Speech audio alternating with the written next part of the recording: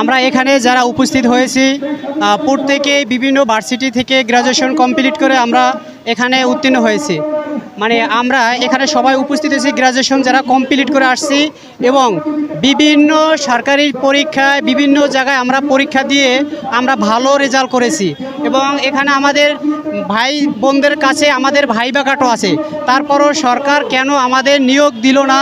আমাদের এটাই দাবি যে আমরা সরকারের কাছে আমাদের অধিকার চাই, যে আমরা জানি প্রত্যেকেই কর্মের ব্যবস্থা আমাদের সরকার করে দেয়। আমরা চাকরি চাই কারণ আমরা তো শুধু পড়াশোনা করেই চাকরি চাই না, আমরা জেনারেলের সাথে পড়াশোনা করে ভালো রেজাল্ট করে তাদের সাথে কম্পিটিশন দিয়ে তারপরে আমরা রেজাল্ট ভালো করছি এবং আমরা ভাইভাও খুব ভালো করছি। তারপরে সরকার আমাদের কেন নিয়োগ দেওয়া হলো না? এটা হচ্ছে আমাদের এক নাম্বার দাবি। দ্বিতীয় দাবি হচ্ছে ভাই আমাদের প্রতিবন্ধী যারা আছি তাদের কেন আমাদের সবার সাথে পরীক্ষা দিতে হয়? এই সরকারের কাছে এটা আমাদের দাবি যে আমাদের যারা প্রতিবন্ধী আছি তাদের আলাদাভাবে আমাদের নিয়োগ দিতে হবে, আমাদের আলাদা নিয়োগ দেওয়ার সুযোগ করে দিব, এটাই আমার দাবি।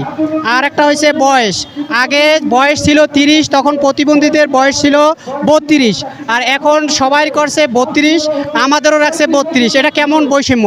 আমরা এটা মানি না। আমরা হচ্ছে আমাদের সবাই যেহেতু 32, তাই আমাদের বয়স 35 করতে হবে, কারণ আমরা প্রতিবন্ধী মানুষ, আমরা অনেক অসুস্থ, এটা সবাই জানে। আর সরকার শুধু বলে বেড়াচ্ছে যে প্রতিবন্ধীদের জন্য সুযোগ সুবিধা দিচ্ছে, আসলে বাস্তবায়নে কিছুই দেয় নাই। কারণ আমরা বিভিন্ন জায়গায় পরীক্ষা দিয়েছি, ভাইবা দিয়েছি, তারপর আমাদের কেন নিয়োগ দেওয়া হলো না?